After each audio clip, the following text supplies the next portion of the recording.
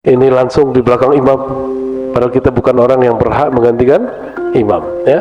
Yang berhak menggantikan imam ya orang-orang masjid sendiri yang mereka sudah bertugas, atau ulama atau kiai yang alim, ya, yang afqah. Kita baru mengerti bab soft pertama utama, terus langsung di belakang imam, itu konyol, ya. Sampingnya, di kanannya atau samping kirinya.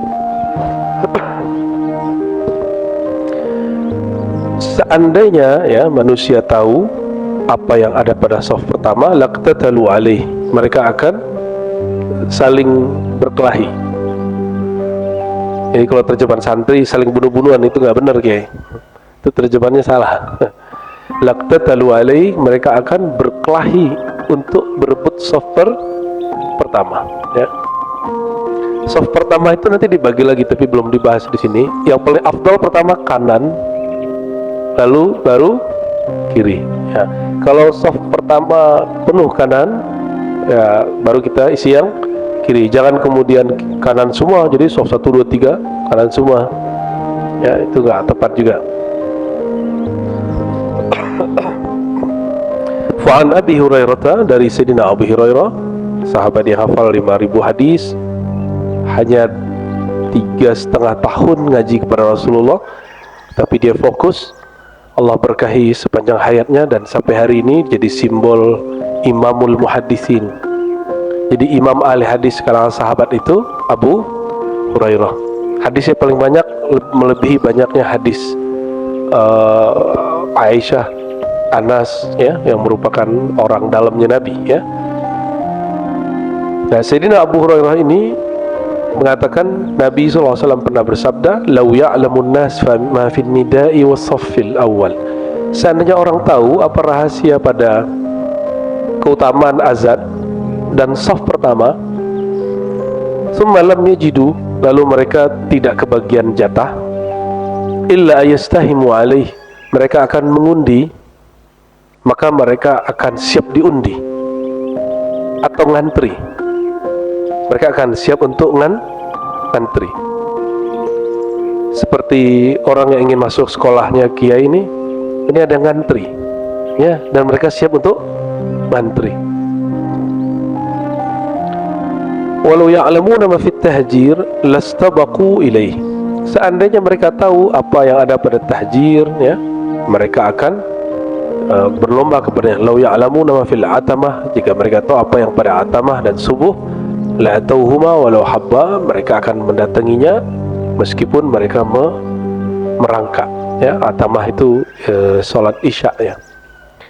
Wa ma'nahu law ya'lamuna ma fi shaffil awal min al-fadilah. Seandainya mereka sadar apa yang ada pada shaf pertama, nahwa ma sabaq, sebagaimana disebutkan, waja'u ilaihi duf'ah wahidah wa dhaqa alaihim, mereka akan datang fi duf'ah wahidah, karena mereka kaget ada keutamaan itu, lalu mereka berkumpul bersama-sama, gitu maksudnya. Wa dhaqa alaihim, lalu tempatnya menjadi, masjidnya menjadi sempit.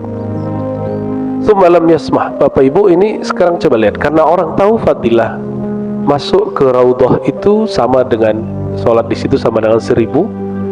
Hari ini kita menyaksikan setiap hari, bahkan tengah malam, 24 jam tidak ada hentinya kecuali jam sholat. Semua orang antri, benar nggak? Kira-kira seperti itu. Seandainya orang nih tahu rahasia soft pertama, mereka akan antri di luar, cuma mau dapat soft pertama. Tapi ingat, jangan di belakang imam, ya. Wa qawluhu law ya'lamuna fit tahjir, adapun makna tahjir itu at-tabkir ila shalah, yaitu menyegerakan berangkat sebelum waktu sholat itu datang. Jadi dalam riwayat Bukhari dan Muslim, Abdullah bin Umar itu cerita, sebelum maghrib itu sahabat sudah punya kapling tempat-tempat di masjid, tapi mereka tidak ada yang berani duduk fi babi Abi Bakar wa Umar wa Utsman wa Ali.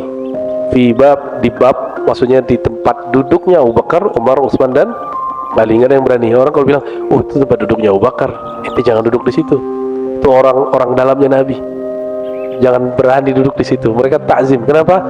Mereka guru, mereka adalah muallim. Duduk di tempat muallim itu makruh. ya, duduk di tempat muallim makruh. Jadi kecuali ngambil berkah sebentar tuh bisa pergi, boleh ya, namanya tabarruk, mengambil berkah. Sebagaimana Sayyidina Umar lakukan hal itu berkali-kali. Dari Abu Hurairah ya, beliau mengatakan, "Lau ta'lamuna aw ya'lamuna fi as-saffil muqaddam lakanat qur'ah." Ya, ini sama artinya. Kalau orang tahu isinya apa, rahasia saf pertama itu, mau tahu nggak rahasianya apa? Nah, ya, di saf pertama itu malaikat-malaikat rahmat sudah duluan. Ya. Jadi di setiap orang duduk, apalagi yang di bagian kanan, itu rahmat Allah kepadanya. Tapi jika tidak, baru kemudian kiri, itu pun ada malaikat yang khas. Tetap semuanya ada malaikatnya. Khairu sufufir rijalah. Di sini nih banyak ustadz keliru nih ngajar ibu-ibu. Tengkarlah ibu-ibu di belakang. Khairu sufufir rijal awwaluha. Coba ilustrasi dulu. Di zaman Nabi tidak ada pembatas shaf. Oke? Sudah paham? Tidak ada pembatas shaf. Maka pembatas shaf bagian dari bid'ah, dan bid'ahnya hasanah. Bid'ahnya hasanah. Jadi kalau orang menolak ada bid'ah hasanah, dia harus bongkar itu pembatas tirai. Ya, tidak pernah ada di zaman Nabi. Oh, ini kan ada maslahat ya. Maslahat itu dalil. Kan orang yang mengingkari adanya bid'ah hasanah tidak menerima kita berdalil dengan maslahat. Kok giliran sekarang nggak cocok sama dia jadikan maslahat sebagai dalil? Atau saddu zari'ah. Saddu zari'ah itu juga dalil tapi tidak disepakati. Ya, maka berdalil dengan itu menjadikan barangnya menjadi bid'ah hasanah. Oke. Artinya kalau orang dulu begini jumpa pengajian atau nama Nabi, jarak dengan perempuan laki-laki tidak ada pembatas. Sudah terbayang? Nah, maka Nabi berkalam, khairu sufufir rijal awwaluha. Sebaik-baik saf laki-laki. Nah, ini dari tinjauan ikhtilat, tinjauan interaksi antara lawan jenis. Maka sebaik-baik saf laki-laki yang paling depan, karena dia paling jauh dari perempuan. Dan ini juga dalil bahwa perempuan betul-betul tidak pernah absen dari masjid. Ini juga dalil bahwa perempuan tidak pernah dilarang Nabi ke masjid. Ya, terus kenapa ada orang melarang perempuan ke masjid? Ya, itu aneh. Wa syarruha akhiruha. Dan seburuk-buruk safnya paling belakang, karena nanti kalau saudara belakang dia merasa dilihat-lihat oleh mbak, tete-tete, itu ibu-ibu. Ya, betul ya? Itu bersedia. Pengalaman dia berarti. Wa khairu sufufin nisa. Sebaik-baik saf perempuan, nah dari safnya perempuan itu yang paling bagus di belakangnya. Tapi yang paling baik paling bagus di belakangnya, yang paling buruk di depannya. Tapi ingat, ini baik bagus di sini bukan baik bagus dalam pengertian fikih. Ini bab fadilah. Maka buruk di situ syarruhu khairun, syarruhu hasanun. Buruknya di sini itu masih bagus. Nah, ini yang nggak paham dengan bahasa kerohanian Rasulullah. Ketika disebut syarrun, seburuk-buruk saf, oh berarti kalau saf dulunya di situ kita orang terburuk dong? Bukan.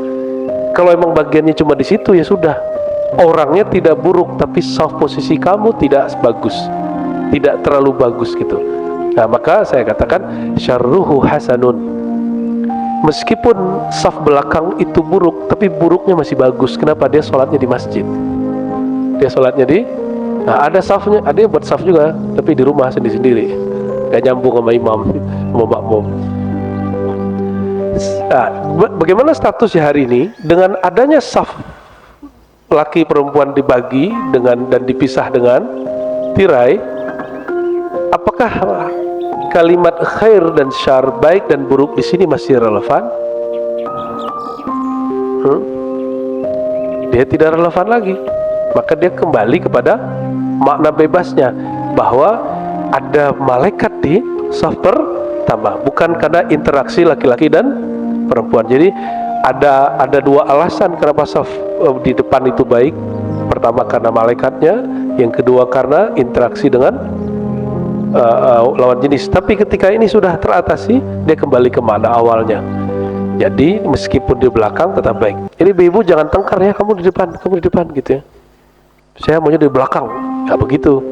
Jadi kalau saf perempuan itu isinya di belakang dulu, baru depannya begitu. Jangan kesepakatan di depan.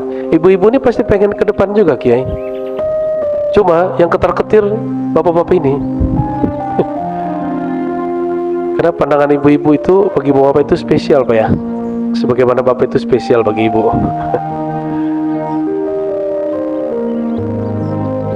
Nah, dan dijelaskan oleh beliau di halaman 83, wal murad bisyarri sufu, adapun yang dimaksud seburuk-buruk saf bukanlah buruk pada hakikatnya, tapi aqalluha thawaba wa fadla wa ab'aduha minal matlubi syara', sedikit pahalanya dibanding yang di depan, ya, sedikit keutamanya dibanding yang di depan, dan lebih jauh, agak sedikit jauh dari tujuan syara'.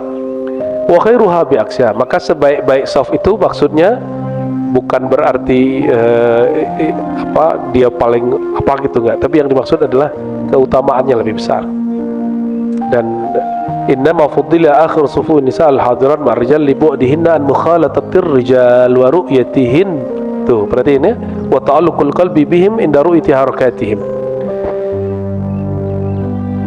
Kenapa mesti saf perempuan yang terbaik itu yang belakang, laki-laki depan? Karena bu'dihinna, berjaraknya antara laki dan perempuan itu betul-betul disebut matlubus syara' dan sangat bermanfaat wa ru'yatihim, supaya tidak terjadi kontak mata, wa ta'alluqul qalbi bihim, dan tidak, artinya nanti kebayang ke sono aja, baik lakinya baik perempuannya.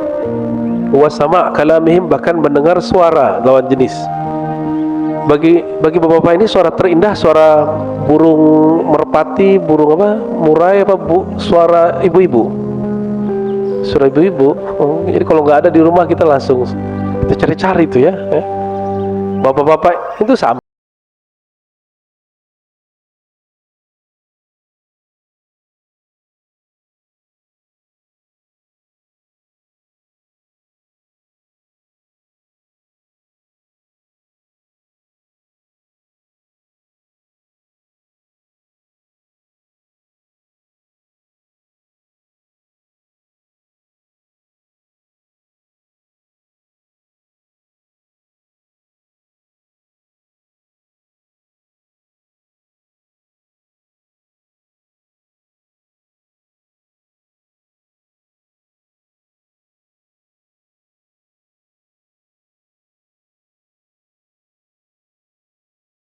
Umroh haji, sudah lihat orang-orang India kayak gimana mereka berpakaian, laki perempuannya, mereka sangat rileks sekali ya. Jadi cuma tempel doang gitu, kayak kita selendang orang-orang dulu, kerudung ya, kerudung orang dulu. Terus perempuannya rata-rata pakai baju kurung, terus celana agak sedikit longgar gitu aja. Mereka sangat santai.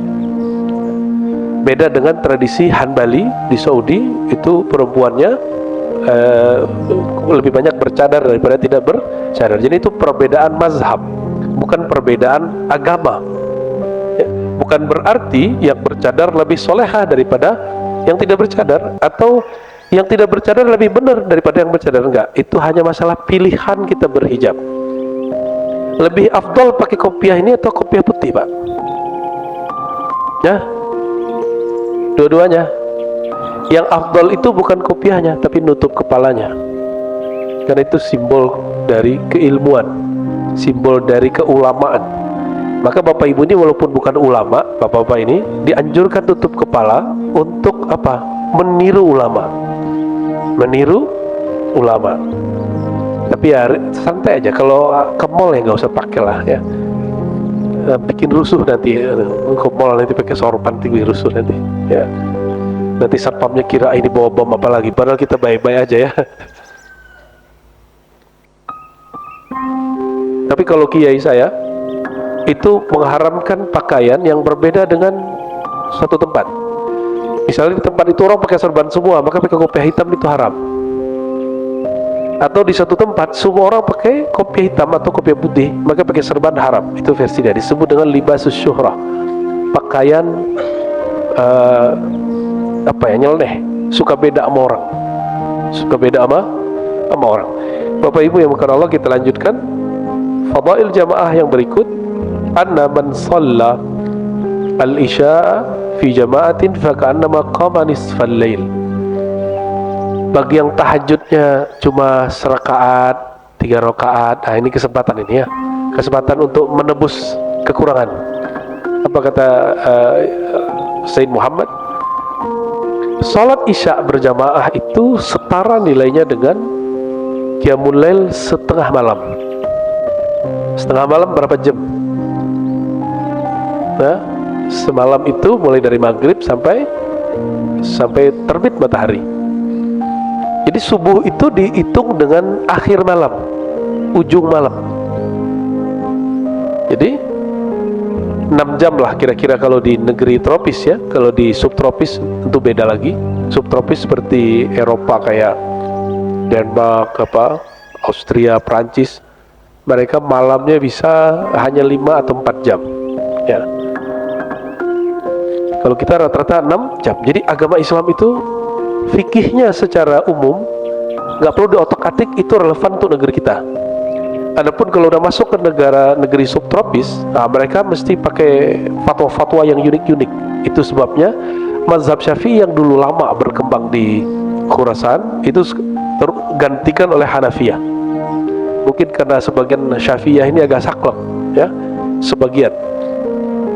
Wa man shalla subha fi jamaah, siapa yang salat subuh berjamaah, shalla laila kullaha, seakan-akan dia salat malam penuh. Jadi kalau isya jamaah, subuh jamaah dihitungnya sama dengan full salat malam, dapat nilai sama dengan orang bangun salat malam semua. Pilihnya mana? Yang diskon ya? Yang bangun full. Nah, ini artinya apa? Pada hakikatnya salat malam itu, jadi bangun malam sepenuhnya itu dituntut dalam agama. Jadi Allah suka kalau ada orang bangun dari maghrib itu ya sampai subuh. Coba lakukan sekali seumur hidup. Dan kami di Ribat biasanya buat i'tikaf suluk 10 hari terakhir. Itu kita ngajak teman-teman supaya melakukan walaupun dalam 10 hari itu semalam saja. Nah, coba diniatkan nanti i'tikaf seperti itu ya. I'tikaf jangan pindah tempat tidur. Maka i'tikaf tuh baru mesti punya mursyid, punya guru, biar ada yang bimbing kolbu kita supaya terhubung selalu kepada Allah Subhanahu wa Ta'ala. Hadis ini diriwayatkan oleh Imam Muslim ya. Hadisnya banyak versi di Muslim. Artinya sudah pasti hadisnya sahih. Ada lagi keutamaan salat jamaah yang menjadi khususiyah umat Nabi Muhammad SAW. Anna man sami'a nidaaha, hanya mendengar azan, walam yujib bil hudur, lalu menjawabnya dengan Allah Akbar gitu ya, tapi tidak sempat hadir di masjid, wal musyarakah ya, tidak sempat bergabung, ma'akhuluwihi minal a'dzar ya, dengan tidak adanya uzur, maka salatnya tidak disebut batal, hanya kurang sempurna. Fa inna salatahu naqisah, salatnya tidak sempurna. Nah, ini juga bantahan bagi orang yang bilang kalau salat sendiri di rumah itu tidak sah. Itu nggak benar ya. Jadi salat sendiri itu tetap sah tapi tidak sempurna. Kalau kita kerja, ada gajinya yang sempurna, ada gajinya setengah, pilih mana? Ya, kalau kerja begitu, giliran salat ya begitu ya. Dari sini Abdullah bin Abbas qala Rasulullah sallallahu alaihi wasallam, man sami'a nida' falam yamna'hu min tibahi udhrun qalu wa mal udhur khaufun aw marad lam tuqbal minhu shalah allati shalla. Cuma hadis ini ya tidak sampai derajat sahih li zatihi ya. Ada hadis yang dipakai di mazhab sebagian Hanbali, bukan semua Hanbali, karena hadis ini diriwayatkan Abu Daud, dan Abu Daud murid Imam Ahmad bin Hanbal sama dengan Bukhari, tapi Bukhari nggak ngambil mazhab ini. Siapa yang mendengarkan azan lalu tidak ada uzur syar'inya, apa uzur syar'i itu? Takut atau kena sakit. Takut atau sakit. Maka waktu pandemi kemarin mungkin mereka pakai hadis ini, ulama kita melarang untuk ke masjid. Lam tuqbal minhu shalah, maka tidak diterima sholatnya yang dia lakukan, ya. Tapi hadis ini tidak sampai derajat sahih, maka dia tidak kita pakai dan tidak kita hukumi untuk semua. Lam tuqbal di sini oleh para ulama, Ibnu Hajar misalnya di dalam syarah-syarah yang lain menyebutkan lam tuqbal kamilan, tidak diterima sempurna, diterimanya cuma sebagian saja. Sedikit lagi, ya, masih ada 3 keutamaan umat Nabi Muhammad SAW dalam salat jamaah. Apa itu? Salat berjamaah itu tadfa al-waswasa wa tahfaz minasyaitan, dapat membantu menolak waswas. Waswas itu ada yang minal jinnati wan nas. Dia masuk ke dalam dada, tapi sumbernya bisa jadi jin ataupun manusia. Jadi orang yang nolak ada jin, saya kasihan juga, ya. Al-Quran mengisbatnya, menetapkannya, dia kok nolaknya. Takut sama jin itu baru masalah, tapi menolak ada jin,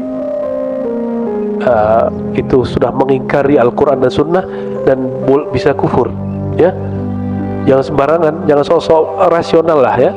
Ada yang sosok rasional, sosok nggak takut. Bedakan, saya tahu ada preman depan, tapi saya nggak perlu takut toh, misalnya gitu. Jadi antara menghilangkan takut dengan menolak keberadaan orang itu beda. Nah, was-was inilah yang kemudian akan terbantu hilangnya dengan sholat berjamaah. Wa tahfaz minasyaitan, dan akan menjaga orang itu dari was-was syaitan. Wa annal qaum alladzi la tuqamu fihimul jamaah yastahwidhu alaihimus syaitan. Maka satu kampung, satu keluarga, satu negeri, satu wilayah yang tidak ada sholat jamaahnya, syaitan akan mengerubugi mereka, ya. Itu sebabnya Nabi SAW kalau mengirim tentara berperang, dicek dulu subuhnya ada azan atau tidak. Jika ada azan, maka lanjutkan, tidak boleh merampas atau menyerang tempat itu. Itu di musim perang, ya. Ini jangan disamakan. Nabi itu hanya membolehkan orang membunuh itu di musim perang. Di luar musim perang, membunuh hukumnya di qisas. Nah, yang tidak faham mengira Nabi ini jahat membolehkan membunuh orang. Termasuk hadis, siapa yang mengganti agamanya faqtuluhu, man baddala dinahu faqtuluhu. Siapa yang mengganti agamanya murtad, maka bunuhlah. Itu di musim perang. Dia lagi perang terus dia murtad, itu orang wajib bisa dibunuh. Itu bab perang. Kalau perang bunuh-bunuhan biasa nggak? Justru yang nggak boleh di masa perang itu tidak membunuh. Orang yang tidak membunuh musuhnya, tidak membunuh musuhnya, itu orang itu yang haram, ya. Jadi kita Bapak Ibu nggak usah khawatir. Orang ulama ahlu sunnah ini sangat mengerti di mana naruh bab jihad. Lau annakum shallaitum, kata Ibnu Mas'ud, ya, sahabat yang agak keras dengan sholat jamaah itu Ibnu Mas'ud. Kata beliau, lau annakum shallaitum fi buyutikum. Oh, saya baca hadis kedua dulu berarti. Seandainya kamu sholat di rumahmu, kama yusalla hadzal mutakhallaf fi baitihi, sebagaimana sholatnya orang yang meninggalkan jamaah ini di rumahnya, la taraktum sunnata nabiyikum, kalian akan meninggalkan sunnah nabi kalian. Walau taraktum sunnata nabiyikum la dhalaltum, kalau kalian sudah mulai meninggalkan sunnah, khawatir nanti akan terbiasa lalu dhalaltum, kalian tersesat, ya. Bukan berarti orang nggak sholat jamaah sesat, ya. Dhalaltum itu bisa berarti kalian tidak dapat keberkahannya. Nah, ini banyak dapat hadis ini lalu kemudian dia katakan, oh, yang nggak sholat jamaah dolal, sesat. Nah, itu nggak nyambung juga. Hadis yang berikutnya, hadis Abu Darda, wa min salatin fi qaryah, tidaklah ada 3 orang di satu kampung, wala badawin, atau di luar kota, wala tuqamu fihi musalla, tapi mereka tidak mendirikan sholat jamaah, illa qad istahwadha alaihimus syaitan, syaitan akan mengganggu mereka bertiga. Itu sebabnya tempat begitu akan tengkar. Nah, ini tips. Kalau tengkar nih di rumah, ajak sholat jamaah, ya. Beres itu langsung. Insya Allah. Maka orang tua mungkin marah-marah mulu sama anak kesal mulu sama bapaknya, sama anaknya, segala macam. Itu dibuat sholat jamaah sesekali, ya. Selebihnya di masjid. masjid atau di musola terdekat yang ada azan. Nah, saya di sini ada berdasarkan hadis-hadis ini, Bapak Ibu, di manakah diadakan sholat jamaah? Di tempat yang ada azannya. Berarti nggak mesti masjid, bisa jadi langgar, surau atau zawiyah-zawiyah ya. Walau taraktum sunnatan nabikum, oh bukan. Fa'alikum bil jamaah, riwayat berikut. Hendaklah kalian jaga berjamaah. Fa inna ma ya'kulu dhi'bu minal ghanamil qasiyah. Yang dimakan oleh, yang dimangsa oleh singa itu hanya domba yang sendiri. Domba yang sendiri, itu sebabnya Bapak Ibu, jamaah di situ tidak hanya jamaah sholat tapi jamaah apapun. Kalau kita ngaji, berilmu, bertorikoh, bermazhab, itu sebenarnya untuk menjaga jamaah. Jadi mazhab Syafi'i itu bukan berarti agama Imam Syafi'i, tapi itu lagi buat jamaahnya umatnya Nabi Muhammad Sallallahu Alaihi Wasallam ya. Begitu juga torikoh. Wa min khasa'isil muhafazah 'alal jamaah ya. Salah satu keutamaan umat Nabi Muhammad SAW dalam menjaga sholat jamaah adalah alamatul iman wal muwasalah ma'allah. Wah, ini sisi spiritualnya, tasawufnya di sini. Tanda iman itu ada di orang mau berjamaah. Wal muwasalah ma'allah, dan dia akan terkoneksi dengan Allah Subhanahu wa ta'ala. Wa fi tarkiha wal i'rad anha suratun min suratil jafa wal kufur wan nifaq. Dan meninggalkannya itu adalah satu bagian dari bentuk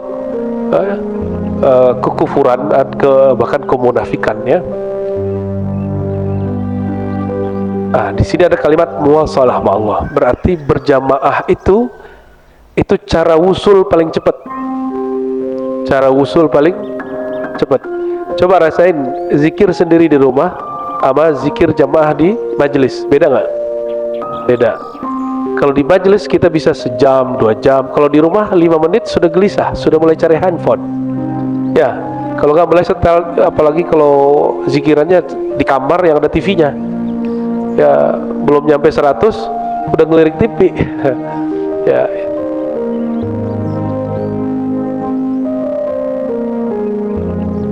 Dari Sayyidina Mu'az radhiyallahu ta'ala anhu, al-jafa kullul jafa wal kufur wan nifaq ya. Kefasikan yang sebenar-benar fasik itu kalau diterjemahkan secara 3 kalimat ini, jafa, kufur, nifaq. Man sami'a munadi Allah yunadi ila shalah fala yujibu. Tapi hadis ini tidak sahih ya. Ini cuma bab fadail. Siapa yang dengar azan tapi dia nggak jawab. Menjawabnya 2, jawab azannya Allahu Akbar, Allahu Akbar, dan menghadiri jamaahnya atau membuat jamaah sendiri. Berarti antum harus buat azan sendiri. Ya. Maka disebutkan dalam hadis ya, ini hadis riwayat Imam Tabarani ya, hadisnya tidak sampai derajat sahih. Wa fi tarkiha, meninggalkan sholat jamaah itu juga ada asyaqa wal khaybah, kesengsaraan dan kerugian. Bihasabil mu'min, cukuplah seorang beriman itu merasa rugi dan merasa sengsara. Ayasma'al muazzin yusawwibu bis shalah fala yujibu. Dia dengar muazzin ngajak sholat tapi dia nggak jawab ya. Jadi jawabnya berarti 2 kali dan dua-duanya dia nggak jawab, dicuekin aja. Oleh karenanya boleh kita aktivitas apapun dengar azan tapi kita jawab ya, kita jawab. Dan saya ngajarin ke orang-orang dekat, kalau lagi pegang headset terus ada azan, cabut headsetnya ya. Kalau lagi nyetel apapun, pause dulu ya, matiin dulu, kita dengerin dulu kalau kita memang perlu waktu tambahan. Bagian akhir ya, bagian akhir. Anna Nabi SAW tawa'ada tarikaha bi ayyahriqaha bin nar. Nabi pernah mengancam, ini pengandaian Nabi tapi Nabi tidak pernah terlakukan, disebut sunnah yang Nabi impikan, angan-angankan tapi Nabi nggak pernah lakukan itu. Ini cuma pengandaian sebagai stressing pentingnya sholat jamaah. Kita sudah sering dengar, cuma orang sering pakai ayat hadis ini dan dipraktekkan ya. Dulu pernah dengar gerakan Padri di Minangkabau itu, kalau pagi-pagi nggak ada orang nggak basah tangga rumahnya, itu rumahnya dibakar. Berarti dia nggak sholat jamaah. Jadi gerakan Padri itu 2 generasi. Generasi pertama itu masih oke, masih toleransi tinggi. Generasi kedua ada tempat nih azan, tapi mereka masih buka warungnya dibakar. Ya, ada balai itu tempat orang ngumpul, tempat nyambung ayam segala macam, bakar gitu. Maka dulu rumah gadang, balai-balai adat di sana itu sering terbakar. Padahal hadis ini Nabi tidak pernah amalkan. Karena Nabi tidak pernah melakukannya, jangan pernah dilakukan. Jangan pernah ini hanya menunjukkan stressing bahwa sholat jamaah itu betul-betul urgent. Laqad hamamtu, kata Rasulullah SAW, aku bergumam. Nah, apa beda hamamtu dengan ta'ammaltu atau urid atau atamanna? Apa bedanya? Hamamtu itu himmah, ya, sebenarnya berat keinginanku gitu. An amra fityati, aku perintah ini anak-anak muda, pemuda-pemuda, fa yajma'u li huzaman minal hatab, ya, lalu mereka kumpulkan ada kayu-kayu bakar. Summa atiya qauman, lalu mereka bakar itu orang-orang yang yusalluna fi buyutihim, salat di rumah mereka. Ngeri gak nih? Ngeri hadisnya? Ngeri hadisnya, ya. Laisat bihim illah, yang mereka tidak ada illat. Tidak ada illat. Apa arti illat? Uzur. Illat itu bisa penyakit, ya, rasa takut atau hujan. Fa uharriqaha alaihim. Nah, berarti orang yang tidak sholat itu ditanya dulu, gak langsung dibakar. Kenapa? Karena di sini ada kalimat mereka datangi orang-orang yang sholat di rumah, yang tapi tidak ada uzur. Berarti orangnya diinterogasi gak? Diinterogasi. Ada pertanyaan di situ, nggak main bakar-bakar aja, apalagi main bom, ya. Itu orang sudah di luar mimpi Rasulullah SAW. Itu orang bukan sedang melakukan mimpinya Nabi, angan-angannya Nabi, tapi mereka kurang ajar sama Nabi Muhammad SAW. Nabi nggak pernah lakuin, dia lakuin, ya. Faqila Yazid, ya, al-jum'ah ya ana aw ghairaha, qala summat udunaya illam akun sami'tu rabi ya'thiru Rasulullah SAW lam yadhkur jum'ah wala ghairaha. Jadi sahabat nih Yazid, murid sahabat bertanya, namanya Yazid, apakah itu sholat Jumat? Enggak, katanya, itu sholat biasa. Sholat biasa. Wa yakfi anna ibna ummi maktum wa huwa a'ma. Bahkan cukuplah dalil Ibnu Ummi Maktum itu orang buta, tapi dengar azan Nabi haruskan dia pergi ke masjid. Harusnya bukan wajib, ya. Nabi haruskan dia ke masjid, ya. Qultu ya Rasulullah, aku bertanya, wahai Rasulullah, anna dharirun syasi'ud dar wa li qa'idun la yulayimuni fa hal tajidu li rukhsatan an usalli fi baiti? Qala atasma'un nida? Qala na'am. Qala ma ajidu laka rukhsah. Ya. Tapi hadis ini tidak sampai derajat sahih li zatihi, ini hanya hadis hasan, ya. Jadi Ibnu Maktum mengatakan, ya Rasulullah, saya ini buta, apakah dapat rukhsah salat di rumah? Terus Nabi tanya, kamu masih dengar azan enggak?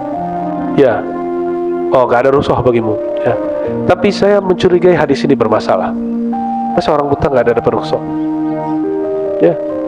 Padahal matanya buta sendiri itu sudah, ya, sudah masalah gitu. Mata itu lebih dari sakit. Kalau orang sakit saja diizinkan untuk sholat di rumah, apalagi buta. Maka hadis ini disebut hadis munkar sebenarnya secara atau syaz, ya, bukan munkar. Hadis ini disebut syaz. Syaz itu riwayat orang yang tidak tercela kualitas dia, tapi menyalahi hadis-hadis atau karinah-karinah yang lebih kuat. Jadi kalau munkar hadisnya dhaif, berlawanan dengan yang sahih. Kalau syaz, zahirnya sahih, tapi karena dia bertentangan dengan karinah-karinah atau dalil-dalil yang lebih kuat, maka hadisnya tidak boleh dipakai, ya. Jadi ini tuh ditampilkan hanya sebatas bab motivasi dan ancaman, ya, targhib dan tarhib, ya. Bapak Ibu, pendek cerita, salah satu kekhususan kita sebagai umat Nabi Muhammad SAW yang tidak ada di agama lain adalah sholat dengan adanya azan. Kita menjawab azan. Ada nggak di agama lain? Ada? Nggak ada. Dan dikatakan setiap azan pintu langit kebuka, ya. Setiap azan pintu langit kebuka. Jadi antum kalau berdoa ke Allah itu saat habis azan itu doa mustajab. Jangan nunggu dapat duit dulu pergi umroh, kelamaan ya. Terus yang kedua, sholat jamaah itu sendiri. Sholat jamaah itu sendiri. Jadi jika coba bayangkan sholat di Masjidil Haram 100.000 ya, di Nabawi 1000. Tapi itu kan versi riwayat. Kalau versi ahli hakikat, sholat di tempat Nabi itu unlimited. Kenapa? Mana yang lebih mulia, tanah yang ada jasadnya Nabi atau tanah yang ada bekas tempat lahirnya Nabi? Nah, ini ikhtilaf ulama. Jadi Imam Suyuti nulis kitab tentang Fadilah Haramain, Fadilah Mekah dan Madinah, dan di situ beliau menyebutkan perbedaan yang sangat seru sekali antara ulama-ulama mana yang lebih mulia, Mekah atau Madinah. Ya, kalau saya kasih pertanyaan sering, lebih mulia Nabi Muhammad atau Mekah gitu ya. Dan banyak yang kejebak sebelumnya. Alhamdulillah sekarang sudah bisa jawab. Dan bagian terakhir adalah salah satu kekhususan umat Nabi Muhammad SAW bahwa saf pertama itu spesial. Ya, bukan hanya interaksi laki-laki dan perempuan itu berkurang, tapi karena ada satu rahasia muasalah, langsung berhadap dengan Allah Subhanahu wa Ta'ala. Dan itu mirip dengan safnya malaikat di langit dan saf para nabi waktu mereka sholat di belakang Nabi Muhammad Sallallahu Alaihi Wasallam. Semoga majelis kita ini, kajian Al-Khasa'is Al-Ummah Al-Muhammadiyah ini Allah berkahi, dan kita tambah senang, tambah ridho, tambah bahagia, tambah percaya diri menjadi umat Nabi Muhammad SAW. Hal yang sederhana tapi beliau sebutkan. Nanti di bagian-bagian belakang ada lagi yang lebih seru lagi. Semoga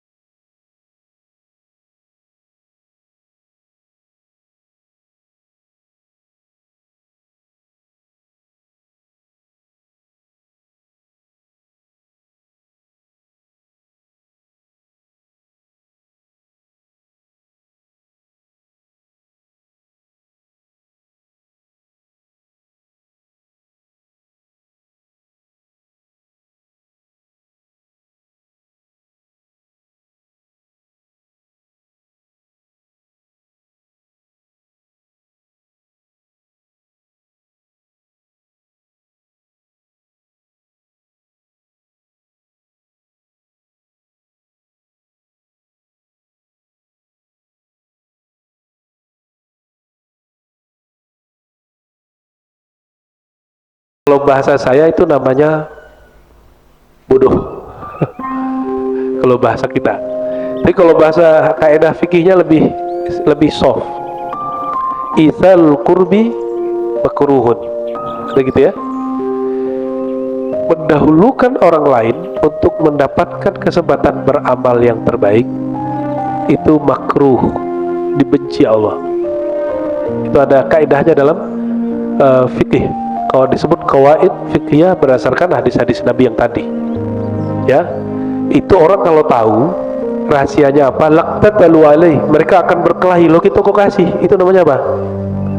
Bodoh. Kalau bahasa Gus Miftah itu GOBLOK. Ya, jangan dibaca Pak. Ya, yang kedua tadi bagaimana dengan orang yang suka melangkahi? Ya, itulah kebodohan kedua. Jadi kita ini boleh berangan-angan dapat fadilah, tapi fadilah itu kan sifatnya personal. Orang yang berakal, mukmin yang berakal dan berhati bersih, dia akan merenung. Kalau saya melangkahi orang ingin dapat satu fadilah, tapi saya ganggu orang, itu fadilahnya dapat nggak? Nggak dapat. Oleh karenanya ulama ijma sepakat itu makruh. Bukan hanya ulama Ahlus Sunnah dari kalangan 4 mazhab, bahkan dari kalangan Salafi sendiri seperti Bin Baz itu mengatakan tuh nggak boleh. Bin Baz ini imamnya Salafi, dia mengatakan nggak boleh Pak, walaupun pelakunya banyak Salafi, ya, karena mereka nggak baca aja Majmu' Fatwanya. Kan lebih sering kita baca Majmu' Fatwanya Ibnu Taimiyah, kitab Muhammad Wahab, Utsaimin, Bin Baz daripada mereka sendiri. Kita lebih sering baca Kiai, karena kita pengen tahu nih ajaran imamnya apa sih gitu ya. Dan sehingga kita juga bagian dari mereka dulu, dan kemudian tersadarkan kembali ada yang lebih alim di atas orang alim, ada yang lebih luas di atas orang yang saklek, bahkan yang tidak oke, ya. Cukup. Nah, ini mau nanya mulu yang Pak dosen ini, ya. Assalamualaikum Buya, Pak Kiai, terima kasih. Kalau lagi sholat kadang-kadang di sebelah kita ngantuk, kita yang menguap, terus mulutnya itu menutup, tangannya ini menutup mulutnya gitu. Kadang sampai 2 kali 3 kali nih, hukumnya gimana? Terus kadang-kadang setelah selesai sholat kan ngajakin salaman gitu ya. Kadang-kadang saya kalau dekat orang seperti itu buru-buru Assalamualaikum saya pindah gitu, karena takut diajak salaman karena tangannya bekas nutup, menguap gitu. Ini gimana Pak Kiai? Ya, makasih Pak Kiai. Tangan orang sholat itu berkah Pak, ya. Tangan orang sholat itu berkah, ya. Imam Syaroni itu ngambil berkah dari santrinya, karena dilihat santrinya itu ngaji, tangannya ikut tunduk. Itu kalau santrinya ngambil berkah dari dia niat ngambil berkah dari santri. Jadi kalau kita ngelihat ada orang yang nguap terus kita jijik sama mulutnya, itu kurang pas itu, ya. Salaman aja, ya, nggak ada masalah, ya. Terus ada adab kalau kita nguap. Nguap itu kan karena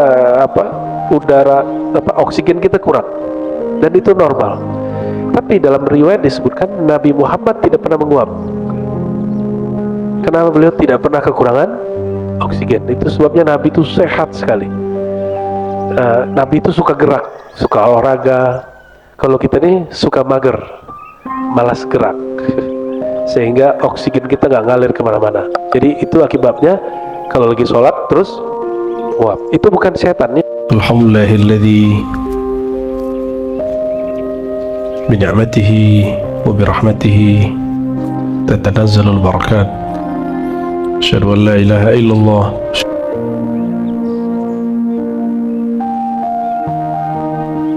wa ala ali sayyidina Muhammad. Amma ba'du. Bersyukur kepada Allah, alhamdulillah kita jumpa lagi, ya. Berapa hari ya kita ninggalin Ribat Ciputat? 2 minggu, ya. Terima kasih kepada mu'alim dan yang khidmat, ya, semoga Allah berkahi khidmatnya.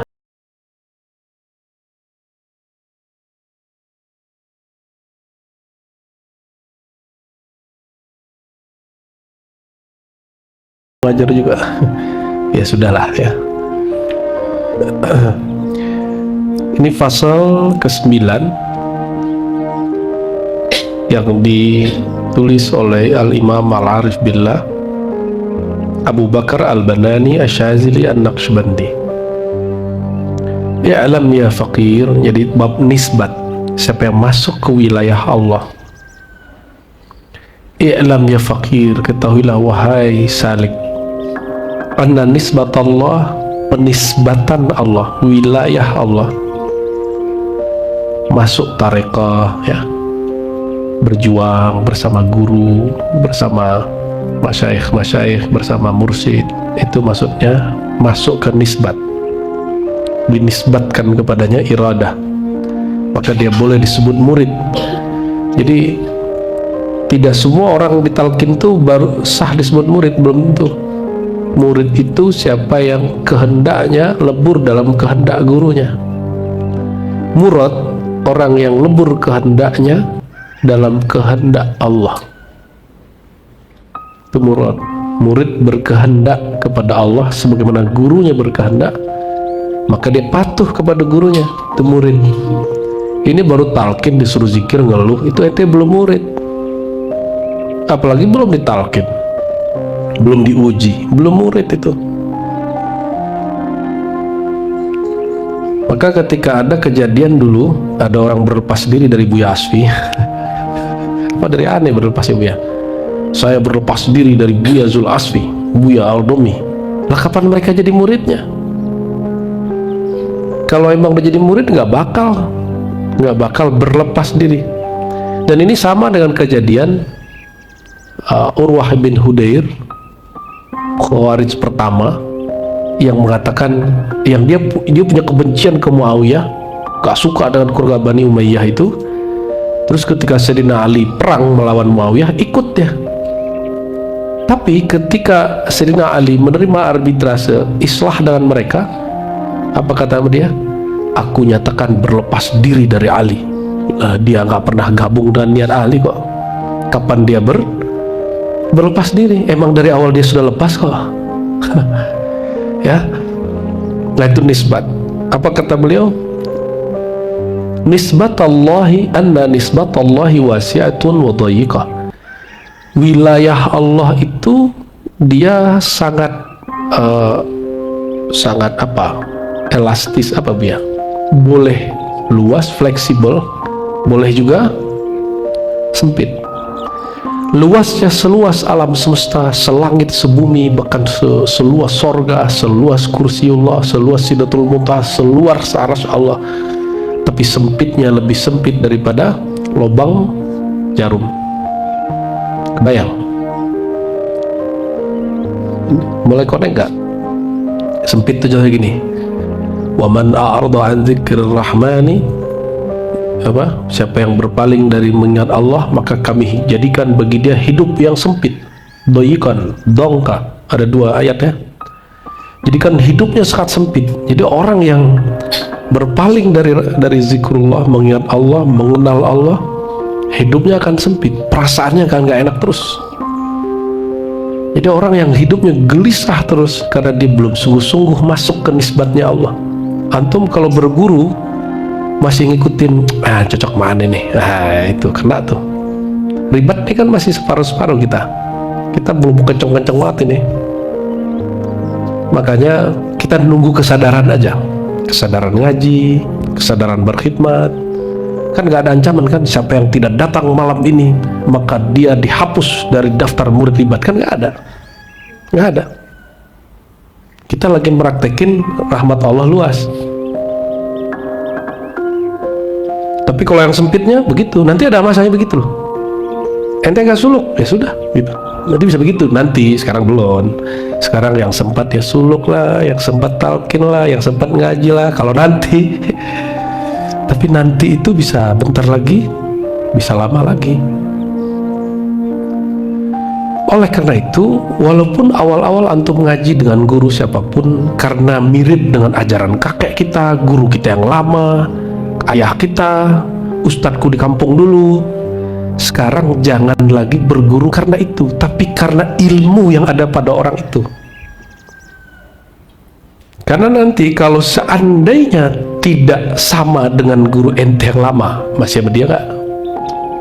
Maka kita wanti-wanti teman-teman di pesantren. Saya kan sering ngomong, sejauh perjalanan aneh sama Buya Rozi nih ya, nggak ada kajian yang menyalahi kitab. Itu kan kebohongan. Ente memang baca semua kitab, ya. Karena nggak baca semua kitab, tiba-tiba ada orang yang rajin, cerdas di pesantren bilang aneh sesat misalnya, ente akan ikut dia. Kenapa? Karena ente belum baca kitabnya semua. Itu contohnya. Ummul Barahin khatam nggak? Saya khatam. Maka saya tahu saya sesat apa enggak. Kifaitul Awam khatam nggak? Ke Buya Asfi ngajarnya khatam, ngajinya dulu nggak khatam, jujur aja Buya. Jujur Buya, nggak khatam kan dulu? Khatam sendiri. Aneh khatam nih ngaji. Khatam takrib beres nggak? Enggak, aneh khatam langsung dengan Syekh Taufik, langsung dengan Syekh Hasan Hitu. Khatam kita ngaji. Tadi Brawi di Darsun khatam. Silabusnya kita harfan kita baca matannya Imam Nawawi itu. Jadi ilmu kita ori, otentik. Itu tahadus bin nikmahnya Buya, bukan belagunya itu, bukan. Menceritakan nikmat Allah itu.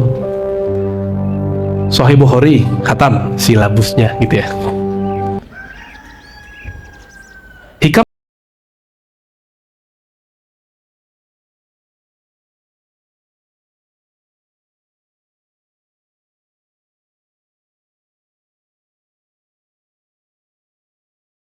ikuti sesuatu itu karena hak kebenaran objektif di dalamnya, bukan kebenaran subjektif karena orang, karena kelompok, karena memori masa lalu. Tidak. Ilmu itu berkembang terus, ya. Man dakhala nisbatallahi wasi'ah wa dayyiqatan, ya. Maka man dakhala, gimana kalimat tadi? I'lam ya faqir anna nisbatallahi wasi'atun wa dayyiqatun awsa' min da'iratid dunya wa adhiq min sabil khiyat. Jadi rahmatnya lebih luas daripada alam semesta, dari dunia lebih sempit daripada lubang jarum. Wasi'atun ala man dakhalaha bin niyati wasidq. Tenang, orang masuk datang ke Nabi dengan niat dan sidq, itu Nabi samhahnya, tolerannya ke dia orang itu luar biasa.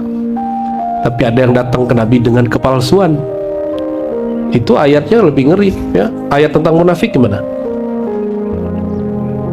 Ya, fiddarkil asfar innal munafikina fiddarkil asfar minan nar. Orang munafik itu di bagian terbawahnya neraka. Itu kan ngeri tuh. Tapi kalau orang mau tobat, fa innallaha ghafurur. Jadi Allah itu memberikan dua wajah sekaligus kepada kita, ya. Nah, sekarang kan lagi proses nih, ya, lagi proses nebak-nebak, ya, ngerasa-rasain sebagian. Kalau kohar mah udah beres, ya, insyaallah, ya. Syawami udah belum? Masih bertanya-tanya nggak? Ya? Buya Yunal kayaknya masih ada beberapa ini, Buya Yunal nih. Canda Buya Yunal, ya. Bener nggak gitu, ya. Dan itu kok tambah kenceng setiap hari, tambah kuat. Datang orang ke Nabi nanya, ya Rasulullah, kok suara-suara itu tambah keras di kepalaku? Apa jawaban Nabi? Dzalika sarihul iman. Itulah iman yang sarih. Jadi itu nggak apa-apa. Kohar nih walaupun khidmat keguruan yang sono, ada gejolaknya itu. Ente ngaku aja, ada gejolaknya. Makanya sering-sering baca 5 ayat surah Al-Baqarah. Alif Lam Mim. Dzalikal kitabu la raiba fihi hudal lil muttaqin. Terus 5 ayat. Ada sir pada Alif Lam Mim, ada rahasia pada dzalikal kitabu la raiba fihi. Itulah Alkitab, tidak ada keraguan dalamnya. Jadi kalau kita ulang-ulang nih, kita resapi makna lil muttaqinnya itu, nanti hilang tuh keraguannya. Beragamanya bukan karena kata orang lagi. Sehingga kalau kita baik bukan karena orang sekitar baik, kita jadi jahat bukan karena terpengaruh kejahatan orang sekitar, tapi emang kita mau tanggung jawab diri sendiri. Nah, maka nanti mohon maaf nih, ya, kalau masuk nisbat ke majelisnya nggak bener, mohon maaf nih, keluarga antum amburadul. Orang yang shadik dan niatnya khalis, dia nggak nyalain majelis, dia nyalain dirinya sendiri. Di majelis kita, ini perempuan khusus, kalau punya suami ngaji mesti izin suami, ya. Laki-laki punya istri harus ada waktu bersama. Dan laki-laki kalau udah ngaji di ribat atau di majelis tarekat manapun, mesti jadi lebih baik kepada pasangannya, lebih penyabar, ya. Kalau yang jomblo ente maunya sabar ke siapa, ya? Jadi kalau sudah ngaji nih, konflik-konflik dikit biasa. Sayyidina Umar dibentak sama istrinya biasa, dan dia senyum-senyum aja. Biasa sekali sewot, biasa itu. Khairukum li ahlikum. Sebaik-baik kamu berarti diantara kamu yang wali, kira-kira begitu maksudnya, adalah orang yang terbaik kepada keluarganya. Sahabat-sahabat tuh lama kok sama Nabi, tapi mereka terbaik kepada Rasul, kepada pasangan-pasangannya. Yang jomblo ente ngayal aja, ya.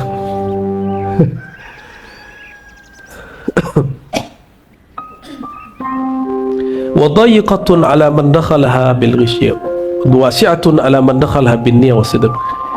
Nisbat wilayahnya Allah ini akan luas bagi orang yang datang dengan niat yang tulus dan sidq. Dalam luarnya sama. Maksudnya apa?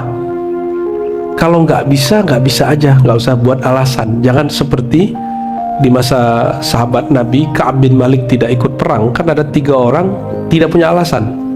Tapi sekitar 300-an orang atau kurang mereka punya alasan. Alasannya sakit, alasannya ini, padahal mereka panen. Giliran Nabi bawa pesan perang, mereka ingin dapat. Ya, Ka'ab bin Malik gak berani minta. Dan 3 orang sahabat lain bilang, wahai Rasulullah, mohon maaf, saya tidak jadi ikut perang, tidak jadi ikut jihad. Gak ada alasan. Nabi bilang, oke, tunggu ketentuan Allah padamu. Ditunggulah. Ternyata ketentuan pertamanya apa? Kamu harus pisah dari istrimu. Dipisahin dari istrinya. Yang kedua apa? Dia tidak dianggap salamnya. Kalau dibaca salam boleh nggak dijawab. Dia tiap hari pergi ke masjid. Apa kata dia? Aku pandanglah Rasul tidak menoleh kepadaku. Ketika aku menunduk, Rasulullah baru menoleh kepadaku. Sedihnya bukan main. Itu siksaan luar biasa. Dan dia dibersihkan dengan cara itu 40 hari. Ka'ab bin Malik. Ada satu riwayat yang disebutkan di Sahih Bukhari dan Muslim. Dia di hari ke-39 dan 40 didatangin oleh mata-mata dari Persia atau Bahrain. Isinya apa? Udahlah, nggak usah ikutlah si Muhammad tuh katanya. Ya, jadi panglima besar di sini. Ya, datang ke sini atau kamu jadi mata-mata kami. Tuh surat diambil terus dirobek. Gitu. Saat dia robek, pintu langit kebuka. Turunlah ayat bahwa Ka'ab dan kawan-kawannya diampuni oleh Allah karena dia terbukti tidak kazib, tidak bohong, terbukti dia tidak menipu, terbukti dia tidak khianat. Emang dia apa adanya. Itu yang disebut siddiq. Jujur apa adanya, nggak banyak alasan. Ini hati-hati nih yang banyak alasan, nggak ngaji ke Buya, nggak datang zikir, alasannya macam-macam. Ente udah mulai munafik, hati-hati. Nggak bisa bilang nggak bisa. Saya lagi begini, udah gitu aja. Nggak usah kemudian alasannya A, alasannya B, itu memupuk kemunafikan. Ya, hati-hati ya, hati-hati dalam bab ini. Atau antum berguru ke siapapun, punya mursyid siapapun, ya coba praktekkan ini. Berjuang di majelis manapun, ya.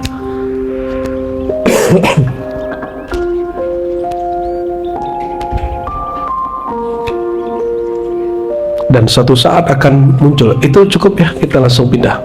Ini syarahnya sama aja. Syarahnya saya takut bacanya, syarahnya mengerikan. Kita langsung ke pasal berikut, pasal 10. I'lam ya ayuhal faqir anna Allah tabaraka wa ta'ala innama awjadaka fil alam. Sebelumnya kita baca surat al-Fatihah Turuhani Rasulullah SAW, para guru-guru, mursyid-mursyid, para anbiya, Sayyidina Al-Khadir, para aktab, para ghaus, ya, pengarang kitab ini, semua yang hadir, semua orang tua kita, semua guru-guru kita, ya Al-Fatihah.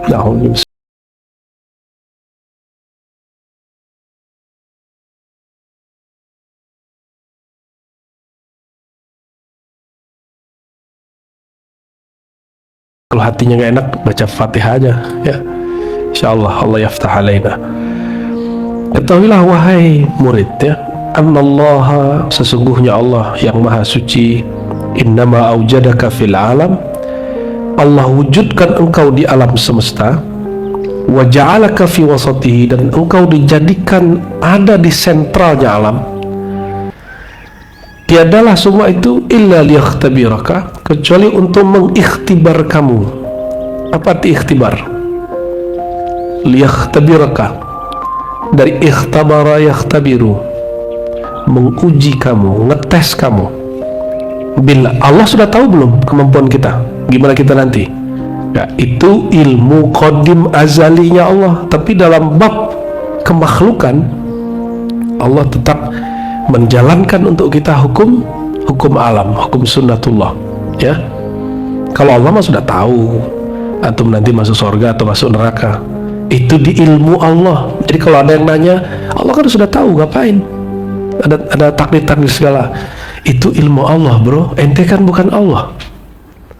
Allah dengan kekadimannya, dengan sifatnya yang azali, tahu semua. Kita kan bukan di situ. Kita sekarang di mana? Di alam kemakhlukan, penciptaan, alamul hudus wal khalq, ya, al hudusiyah wal khalqiyah, alam penciptaan. Oleh karenanya kita bukanlah orang yang punya wilayah masuk ke bab kekodiman Allah. Jadi jangan pertanyakan kenapa dia, pertanyakan dirimu apa yang kau siapkan berjumpa dia. Illa yus'al lamma yaf'al, Allah nggak boleh ditanya-tanya, dia mutlak, kita yang ditanya-tanya. Terus ente bilang sombong banget loh, emang Allah sombong? Allah kan maha sombong ya. Al-Kabir, Al-Mutakabbir. Apa arti Al-Mutakabbir? Zat yang maha sombong. Apa arti sombong? Besar. Zat yang merasa paling besar, hanya dia. Ente protesnya sama Allah. Kira-kira begitu ya, kalau Allah begitu. Jadi kenapa Allah ciptakan kita di alam dan kita menjadi lakonnya hari ini? Jadi lakon di alam ini bukan jin, bukan malaikat, manusia. Kata orang Jawa, menungso. Manusia. Ini manusia bukan? Ini jin manusia. Mau laki mau perempuan sama aja. Laki perempuan kan gender aja. Status kita di hadapan Allah kan insan. Dalam hak hukum fikih antum punya hak yang beda. Iya, perempuan ada haidnya, nggak sholat, pengen nggak sholat juga domi, mau disunat ketiga kalinya, dipasain rahim di dalamnya, rahim-rahiman, kan nggak bisa begitu ya. Tapi ruh kita nggak laki nggak perempuan, cuma ruh yang akan ditiupkan laki-laki itu ada penciriannya di sisi Allah, walaupun tidak ada gender pada ruh ya. Liyaktabiraka bil awalim al-ulwiyah wa sufliyah, supaya menguji kamu dengan alam yang tinggi, langit, alam rohani, udah wasufliyah, dan alam yang rendah, alam bumi. Kayattadiha amruk, supaya jelas, wa tahaqqaq sidquk, jelas kejujuranmu. Kamu ini benarkah Abdullah hakikatan? Kamu ini hamba Allah yang sebenarnya atau hamba selain dia? Kalau kata guru gitu mana, ente asli nggak gitu ya? Itu sama itu. Ya, ente asli nggak nih orangnya? Jangan-jangan nyusup Bani Syaitan. Ya, semoga kita bukan Bani Syaitan itu. Ya, semoga kita betul-betul Abdullah. Maka saudara-saudariku, teman-teman semua, apapun yang terjadi itu testing aja. Masalah di rumah, masalah di majelis, masalah tempat kerjaan, masalah di jalan, masalah di mana aja, itu tes aja itu. Karena kalau gelas ini isinya kopi, goyanglah dia, nanti keluar airnya. Kalau isinya adalah apa? Air putih, goyang dia, nanti keluar airnya. Maka kejadian apapun, peristiwa apapun hari ini itu cuma goyang-goyangan supaya ngecek ini dalam ente apa, ya, keluhannya apa, keluhan yang mengeluhnya syakwa ilallah atau ngeluh kepada selain Allah, menuduh Allah atau berprasangka baik kepada Allah. Kok gitu amat sih Allah sama aku gitu ya? Ada yang ngomong gitu nggak? Itu kafir hakikat, itu kafir secara hakikat. Kenapa? Itu dia sama dengan menolak takdir. Menolak takdir itu menolak rukun iman yang ke-6. Menolak satu rukun iman, kafir apa mukmin? Kafir lah. Jadi untuk apa? Kalau di Quran, liyabluwakum ayyukum ahsanu amala. Kalau di Quran surat Al-Mulk, untuk menguji kamu amal terbaiknya apa ya. Tapi kalau di kitab ini untuk ngecek kamu ini sebenarnya apa dan siapa. Engkau ini hamba Allah, engkau ini bukan hamba Allah. Masih ingat sebelumnya kita pernah ngaji klan-klan alam semesta? Kalau ini boleh dibuka Bu ya. Ada malaikat ya. Ada malaikat, ada para nabi, ada para wali, ada orang biasa. Orang biasa itu disebut Bani Adam. Kalau para nabi disebut ya klan nubuat lah, atau klan nur. Kalau para aulia ini warisan nur, atau kalau istilah guru kita apa, Bani Ruh ya. Apalagi ada jin. Jin sama setan beda nggak? Apa bedanya? Jin sama setan beda? Nah, kalau setan pasti negatif, kalau jin belum tentu. Jin senang banget gitu-gituin. Iya, senang betul. Tapi nggak banyak, jin itu banyak yang ingkarnya. Berarti jin sama setan itu berbeda. Tunggu dulu, iblis itu dari jin apa dari setan? Hah? Dari jin apa dari setan? Bapaknya jin. Aljan punya anak namanya itu.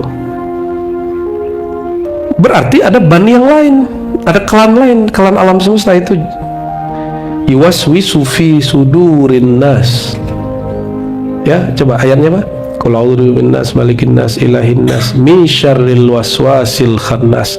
Dari keburukan waswas si khannas, bukan keburukan waswas si iblis, bukan. Bukan si jin, bukan. Tapi si khannas. Khannas itu tugasnya ngasih waswas ke dalam dada kita, ya. Dan si khannas itu minal jinnati wan yuwaswisu fi sudurin nas minal jin. Berarti dulu jangan-jangan iblis itu juga tadinya dapat waswas. Yang ngasih waswas itu namanya si khannas. Wallahu alam bisawab, ya. Bisa jadi begitu. Maka ada namanya klan Bani Syaitan. Mereka di luar jin. Kalau jin kan dari api. Mereka wallahu alam tercipta dari apa, ya. Tugasnya satu aja, yuwaswisu fi sudu linnas, ngasih waswas. Dan mereka ini, kalau jin itu bisa, kalau masuk ke tubuh orang kesurupan. Tapi kalau setan masuk ke tubuh orang, orangnya jadi setan. Apa ciri-ciri setan? Yuwaswisu, bikin waswas. Kalau ngobrol sama dia kita langsung waswas. Bermajelis sama dia kita langsung ragu. Iya sih kayaknya Buya Aldom itu sesat tuh kayaknya tuh. Kayaknya kajiannya nggak masuk tuh.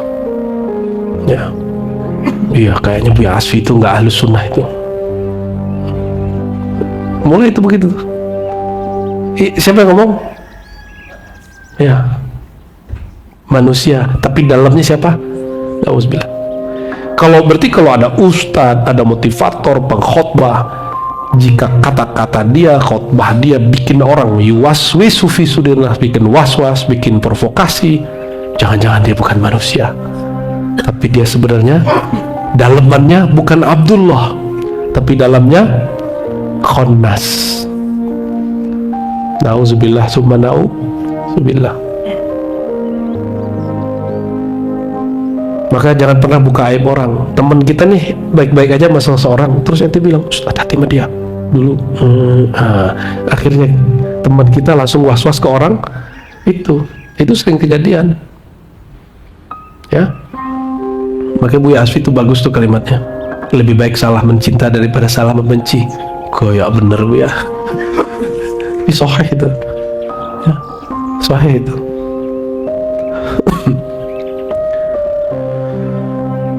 Fa'in kunta abdallah a'radta an siwah.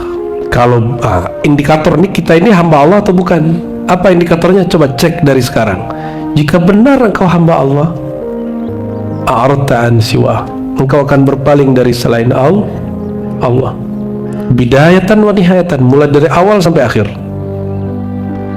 Selain Allah itu apa aja? Posisi, pujian, nggak takut juga dicaci.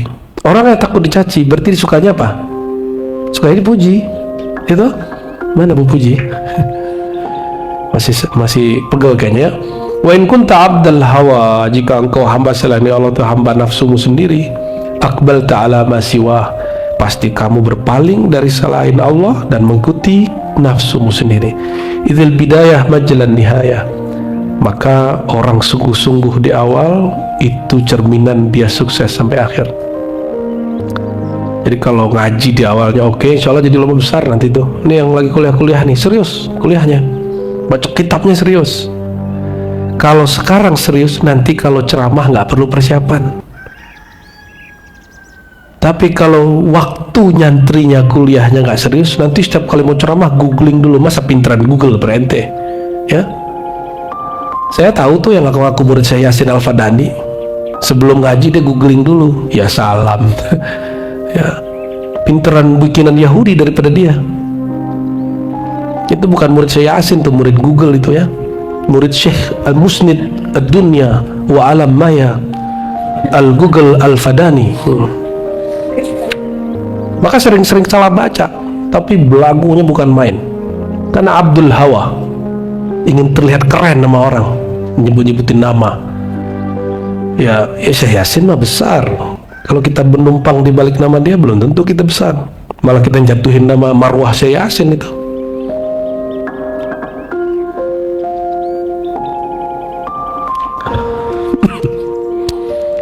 Faman kanat bidayatul firar ilallah, siapa yang bidayahnya emang firar ilallah, dia hanya lari kepada Allah, fokus kepada Allah, bina'ati huzurani masiwa, dengan meninggalkan niat-niat kepada selainnya, hanya betul-betul ingin kenal Allah, hanya betul-betul ingin dekat kepada Allah, maka diuji apapun gak bikin dia mundur dari berguru kepada mursyid yang arif billah. Dia tetap ya nyundul terus ingin kenal Allah. Kanat nihayatul usul ilallah, pasti ujungnya sampai mengenal Allah. Mengenal Allah lah yang disebut usul ilallah. Bina'ati syuhudihi fi kulli syai'. Kalau dia sudah kenal Allah, barulah dia dapat menyaksikan peran Allah di segala sesuatu. Ini sekarang yang gerakin kita siapa nih? Yang bikin kita duduk sekarang di ribat siapa? Allah ya. Kalau giliran enak-enak aja Allah ya, giliran lagi susah lupa sama Allah. Berarti jangan-jangan bukan Abdullah, hamba kesenangan, bukan hamba Allah. Maunya seneng doang, nggak mau susah. Pilih, lagi senang bantu orang susah atau ente jadi orang susah? Maunya coba kalau nanti punya masih bantu temen nggak? Atau malah belum juga bantu udah ngata-ngatain, kamu bisa bayar nggak? Belum ngasih ya, belum ngasih udah ngomong begitu, bisa bayar nggak? Ntar juga nggak bisa bayar. Belum ngasih sudah nyakitin, begitu nggak? Tapi ada orang hari ini, banyak orang hari ini begitu. Semoga yang di depan saya nggak begitu, amin. Habis itu jangan modus minjam ke teman ya. Sebagaimana kita nggak mau diganggu orang, jangan ganggu orang juga ya.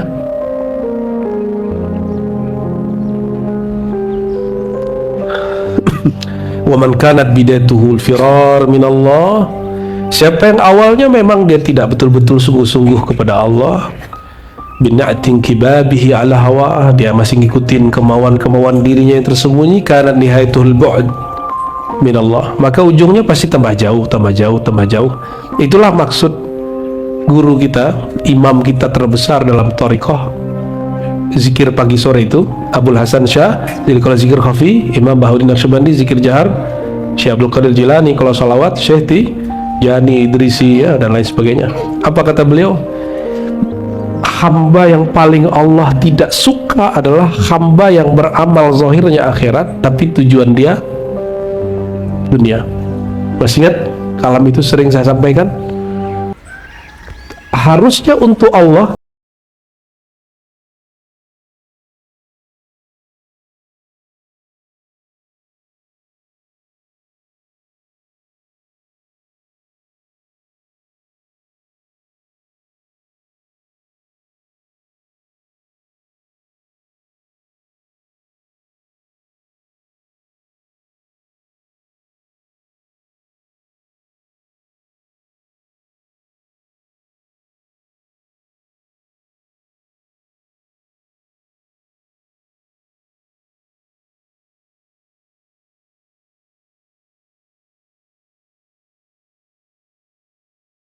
untuk mencari tatapan Allah, pasti ujungnya berakhir dia ditatap oleh Allah. Gimana cara menatap Allah?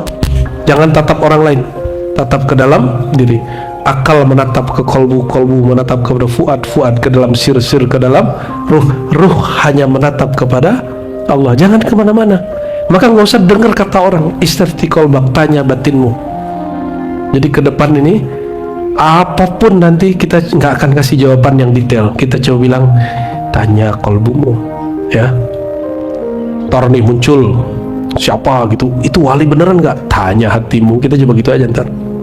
Sampai puncaknya nanti muncul al-imam, al-wali, al-mutlaq, al-kutub ya, kutubul aqtab, al-ghaus, al-waris al-ahmadi al-muhammadi al-musamma bil mahdi, kita cuma jawab tanya ruhmu, tanya kolbumu. Kita nggak jawab. Siapa tahu pandangan kolbu kita beda tuh ya. Cuma kalau dia mengikbal ilallah, dia menatap kepada Allah, pasti pandangannya sama. Pandangan mata bisa nipu, pandangan akal bisa keliru, tapi kalau pandangan yang dari sir itu nggak akan pernah keliru, karena dia langsung dibimbing oleh Allah Subhanahu, di-guide langsung oleh Allah, dan itu nggak tembus siapapun. Maka dalam hadis athar, tidak sampai derajat sahih, la tasma'u al-hafazah, jangankan syaitan, malaikat hafazah pun nggak tembus, itu sir ya. Sir itu zikirnya bermakrifat, bukan hanya nyebut-nyebut Allah Allah Allah Allah, itu baru di lisan. Pakai kolbu, itu baru di kolbu. Dia mesti ada makna, mesti ada kaidah, mesti ada kerinduan kepada yang punya nama, baru namanya zikir sir ya, baru namanya firar ilallah. Saya sudah zikir 70.000 tat gitu. Terus kenapa zikir 70.000? Allah nyuruhnya zikir sebanyak-banyaknya, bukan 70.000. 70.000 itu cuma latihan. Saya sudah suluk 50 kali. Emang urusannya apa ente suluk 40 kali jadi wali? Belum tentu. Siapa tahu masih sibuk sama angka.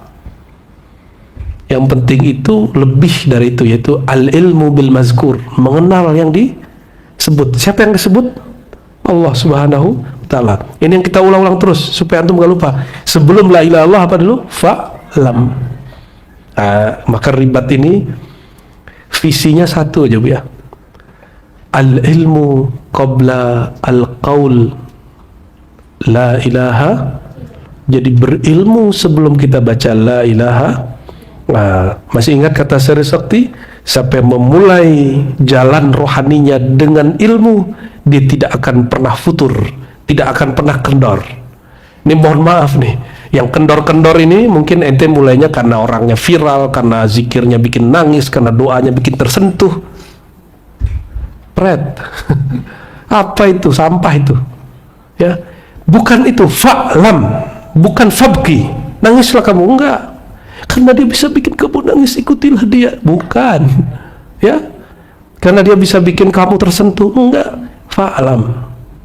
Maka jalan kepada Allah itu cuma fa'lam. Jadi babul ilm al-bab al-wahid ilallah, itulah fafirru ilallah. Satu-satunya jalan kepada Allah hanya jalan ma'rifatullah, nggak ada lagi. Masih ingat Barsisa berapa tahun dia zikir? 500 tahun. Dianggap Allah nggak? Ya, ente zikir nih 70.000, 4.400, tapi pikirannya apa? Semoga daganganku laku. Itu kan dunia masuk. Kenapa? Masih hubud dunia, di kepalanya masih ada angan-angan, kan kata Nabi. Ya, dua hal ya, orang tua dan anak muda sama aja. Hubud dunia wa tulul amal, cinta dunia, panjang angan-angan. Ini yang ganggu zikir, nggak bisa khusyuk. Nggak bisa khusyuk. Itu sebabnya kata Nabi, supaya kamu sholatnya fokus, shollu kama ra'aitumuni usolli. Hadirkan beliau di depan, rasa beliau di depan, baru kita takbir. Saya nggak bisa bayangin Rasul. Ya, ente kan punya guru. Itu yang disebut rabitatul mursyid. Maka semua wali membolehkan rabitah. Namun dulu ada yang salah paham, padahal dia juga seorang ahli thariqah. Syekh Ahmad Khatib bin Akam, orang kampung Buya ini, Koto Gadang dia ya, Koto Tuo di Agam, tapi jadi imam di Masjidil Haram. Ngeri kali itu orang kampung Buya itu. Dia seorang syekh juga mazhab Syafi'i dan berthariqat khalwatiyah. Di thariqat khalwatiyah ada bab rabitah, cuma mungkin ada selek aja sama orang thariqat Naqsyabandiyah Khalidiyah dulu ya. Wallahu a'lam bis. Jadi boleh kita memvisualkan guru, bukan menyembah guru. Kalau orang terkenang gurunya, dia terkenang ajaran gurunya. Gurunya kalau ngajarin ma'rifatullah, kalau ingat guru pasti ingatnya cuma Allah. Ya, semoga kita seperti itu ya. Amin ya rabbal alamin.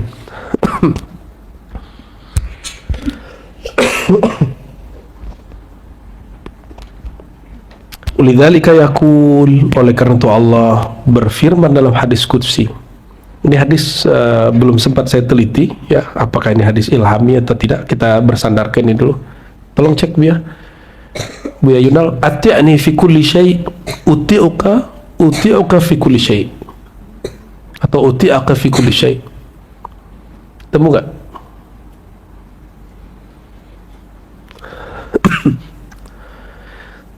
Patuhilah aku dalam segala sesuatu, aku akan turuti engkau dalam segala hal.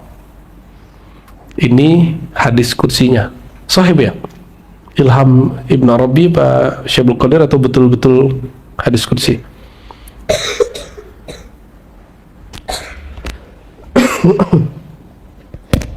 Ayat-yani fil bidayah bil i'rad. Artinya di awal kamu memulai perjalanan rohani, taatilah aku dengan berpaling dari segala sesuatu, maka di akhir aku akan menumpah ruahkan tajalliyat anugerah nurku kepadamu. Wal mafhum min al hadis anna man a'rada anillahi a'radallahu anhu. Nah, berdasarkan itu, siapa yang berpaling dari Allah, Allah pun berpaling darinya. Jadi kalau dibalik, kapankah Allah menatap kita? Saat kita menatap sang kesejatian diri di dalam diri kita, karena dia berasal dari hembusan rahmatnya Allah Subhanahu wa ta'ala. Faman arada tamattu' bi anwaril haqiqah, siapa yang ingin menikmati nur hakikat, falyukim mizan syariah, maka hendaklah disiplin dalam menjalankan timbangan syariat. Kan masih ada yang nanya, syariat bertentangan dengan hakikat. Itu nggak ada di kita ya, tapi dia berkait, dan dua hal ini tidak bertentangan, dia hanya berbeda ya. Coba nggak usah aneh-aneh, jalan yang di depan itu ada dua jalur ya, ada yang ke selatan, ada yang ke utara. Itu jalan bertabrakan atau jalannya berbeda? Berbeda bukan berarti ya, paham maksudnya ya. Jadi siapa yang ingin menikmati nur hakikat, jalannya mesti menjalankan syariat. Maka derivat, ada nggak ajaran di sini nggak usah sholat? Ada nggak? Ente kalau jadi wali nggak usah sholat, norak gitu, nggak ada. Kan nggak ada. Malah kita ada suluk ya. Suluk itu sholat 5 waktu dijaga, bahkan ditungguin. Siapa yang masih berwudu ditungguin, sepengetahuan guru tentunya. Kadang-kadang ditungguin nggak keluar-keluar, ternyata dia tidur. Ada juga yang nggak tidur ya, sakit perut di saat orang mau takbir, kan kena setan itu ya. Giliran mau takbir sakit perut, nah itu dia dikerjain syaitan itu. Nah dia caranya gimana? Syaitan itu masuk lewat darah itu lewat makanan minuman. Caranya kurangi makan, kurangi minum. Orang suluk aslinya begitu, cuma di suluk kita kan sudah fun ya, makannya sudah enak. Dawami bisuluk nambah beratnya.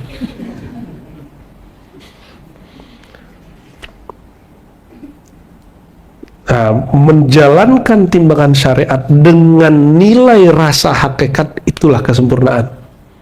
Jangan cuma sok-sokan membela syariat, kayaknya orang hakikat tuh nggak mau syariat, nggak begitu. Syariat itu sempurnanya kalau berhakikat. Syariat itu kan cuma sah batal, rukun syarat. Rasa nyembah Allah adanya di mana? Di hakikat. Maka ini saling menyempurnakan, bukan saling bertentangan. Kenapa orang takut belajar hakikat, takut ninggalin syariat? Nggak bakal ada. Justru batalnya syariat kalau dia kosongnya syariat, hampanya syariat kalau tidak berhakikat, dan batalnya hakikat kalau dia menentang syariat. Sesederhana itu, nggak usah khawatir lah ya. Buya-buya ini kan ngaji syariatnya bertahun-tahun ya, nggak mungkin Buya ini meninggalkan syariat, kecuali Buya lagi saker, lagi ahwal. Tidak hati-hati ntar kalau Buya Aldomi saker, tiba-tiba lewat jam isya, lewat jam subuh ya, lagi saker. Orang saker mabuk nggak wajib, tapi ntar kalau sadar dia wajib mengqadha gitu. Semoga nggak kejadian Buya. Kita doakan Buya nggak sesaker itu. Wa indi anna majmu'a dzalika hiya khultatun nas allati hiya sababul ghulta wal iltibas wa man wafaqallahu lil wahsya min an-nas wa la yaman Allah arada yaftah lahu babal unsi bihi kama qala waliullah sayyidi ibn Athaillah. Salah satu yang bikin orang berpaling dari Allah adalah fokus kepada Allah adalah menghindari terlalu sering berinteraksi dengan manusia. Kalau dulu secara offline, sekarang offline dan on banyak sekali yang tadinya lurus hatinya, lurus jalan ngajinya, dengerin kajian yang berbeda sedikit dengan kajian Buya Asfi, langsung goyang, nggak datang lagi keribat. Baru digeber dengan orang yang beda faham sudah terganggu, ya. Cuma karena masalah ya dulu isim ruh, ya, amma status ruh itu makhluk apa manfuh, Quran itu maj'ul apa makhluk, itu doang bikin goyang. Itu nggak siap jadi orang cerdas namanya, ya. Orang cerdas itu siap berbeda dan siap memunculkan istilah-istilah baru, karena semua istilah itu kan diciptakan oleh ulama, istinbat mereka, galian mereka terhadap teks-teks suci, dan itu tidak suci. Yang suci teksnya, Qurannya suci, pemahaman mereka belum tentu suci. Dalam kalimat Ibnu Athaillah ada satu hikmah, mata auhashaka min khalqihi fa'alam annahu arada yaftah laka babal uns.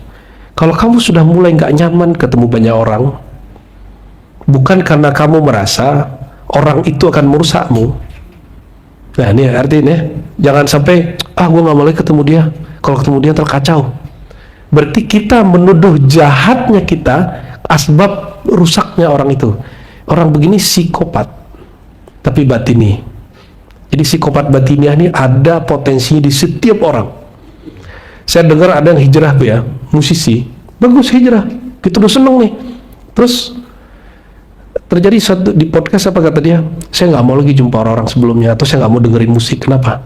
Itu bisa memantik sifat jahat dalam diriku, kira-kira begitu.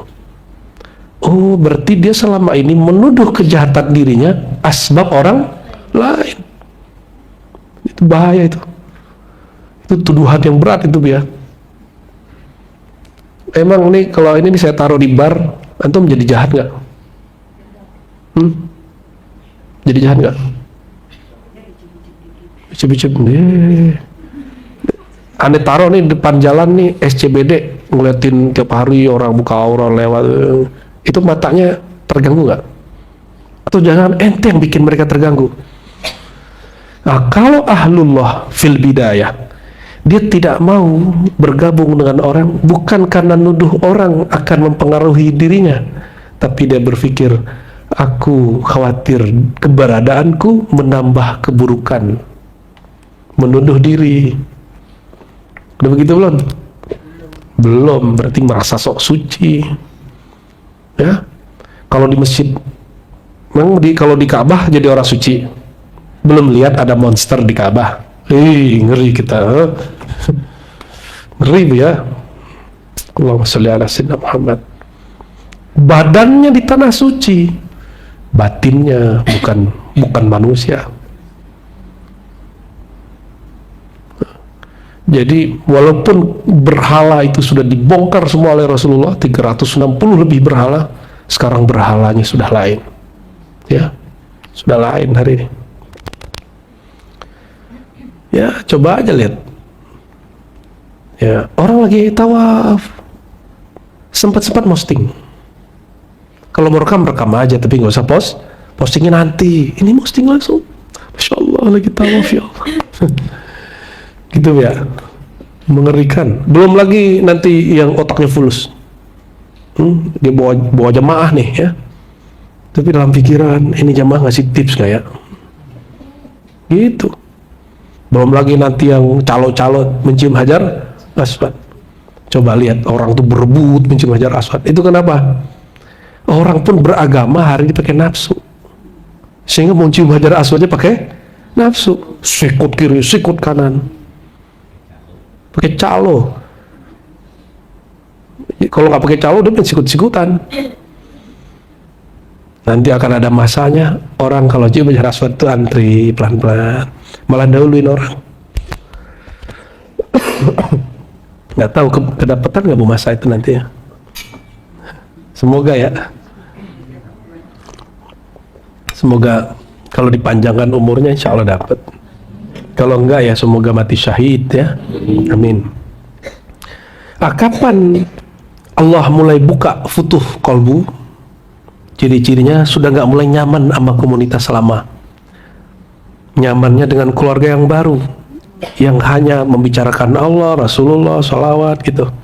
Bukan karena merasa sok suci, tapi mulai merasakan ada unsiyah, ada keintiman bersama Allah Subhanahu wa Ta'ala ya. Itu kabar gembira yang ditulis oleh Ibnu Athaillah As-Sakandari. Wa man khalatan nas lam tastaqim lahum Allah hala. Karena kalau masih juga bersama orang ya, dia tidak akan muncul keistiqomahannya, masih terbawa-bawa. Walam tasif lahu al-muamalah lima yansha' anil khaltah min al-mudarat wal mudahanat, karena masih kesana kesini, masih sibuk. Kecuali nanti sudah wusul, kesadaran bertuhannya sudah permanen. Mau makan, mau minum, mau diam, mau tidur, mau ke kiri, mau ke kanan, mau traveling, mau di rumah aja, kolbunya tetap istiqomah kepada Allah. Termasuk nih nanti Dawami dan teman-teman nih, Taufik dan semua teman-teman ini yang masih mahasiswa, matengin sekarang ilmu makrifatullahnya, biar nanti kalau ente jadi dai, diundang ke sana, ke sini, kemanapun, nggak perlu lagi kemudian khawatir dengan berubahnya niat dari menyebarkan dakwah supaya orang datang ke Allah menjadi menyebarkan dakwah atas nama dolar, rupiah, dan real. Ya, kalau amplopnya dikit ditandain, nggak usah terima lagi. Nanti begitu. Ya, tapi kalau emang niatnya hanya nyebar ma'rifatullah, bagi dia sama aja. Insya Allah ya. Jadi nggak mengganggu di hatinya. Paling mengganggu dompetnya. Ya. Al-Faqir As-Sadiq huwa Samiri Bani Israel ya. Abadan yaqulu la masas wa la yarkun lan nas wa amma idza kana al-farqat nasba shabaq al-khalta wa awqa fiha mukhalibuhu wa yatma fi dukhul ila Allah ila hadratillah fama ashadda bu'dahu ma aswa haluhu. Alam yasma' qawlahu sallallahu alaihi wasallam la yuflih al-mar'u hatta yuflih jalisahu. Hatta yufliha jalisuhu ya. Al-mar'u ala dinihi khalilihi. Jadi kata Nabi SAW, orang itu nggak akan futuh sukses rohaninya sehingga teman duduknya itu yuflih. Orang yang memang muflihun, orang-orang yang kolbunya beres. Al-mar'u ala dini khalili, seseorang berdasarkan khalilnya. Dajjal, nama kecilnya siapa? Samiri. Itu supaya dia bisa melawan semua para nabi, itu dikucilkan, dikholwatkan ke pulau. Lu ada yang mau jadi tentara Dajjal nggak pernah kholwat. Dajjal itu waktu kecil namanya Samiri, yang bimbing dia zikir langsung Jibril. Antum baca semua riwayat begitu. Lo ente mau ngelawan Dajjal, gurunya sibuk sama Google, sibuk sama handphone, sibuk sama aib orang. Mursyidnya tidak tembus kolbunya kepada Allah, malah nuduh orang yang jumpa rohani malaikat, jumpa arwah-arwah, bahkan jumpa Nabi dengan halu. Terus gimana nanti kalau ketemu Dajjal? Dajjal yang bimbing dia dulu siapa? Jibril. Tapi kan dia nggak patuh sama Jibril. Jadi zikir-zikirnya, ente kalau ngelawan Dajjal dengan zikir-zikir itu nggak sanggup kita. Nggak sanggup kita. Ya berdoalah semoga Allah ya tunjukkan jalan. Gimana cara ngelawannya? Nabi Musa aja ketemu diem. Betul nggak? Nabi Harun dianggap beliau gagal sehingga Bani Israel kemudian menyembah patung sapi betina, patung anak sapi, itu jenggotnya ditarik. Giliran Dajjal dia langsung bulu kuduknya bergidik langsung. Sekelas Nabi Musa ngelihat Dajjal itu ngeri, ngelihat Samiri itu. Maka jangan kira-kira kita ini kalau jumpa Dajjal ente masih mukmin, dicabut imannya nanti. Jadi jangan kemudian sok-sokan udah ngaji di ribat tar ketemu Dajjal lah. Kita aja belum tentu beres ini. Kita sedang belajar memperbaiki diri ini. Sama-sama lah ya. Insya Allah. Lagi sama-sama kita latih. Makanya walaupun kita tetap ada latihan zikirnya, tapi jangan sampai zikir itu menipu ya, memperdaya.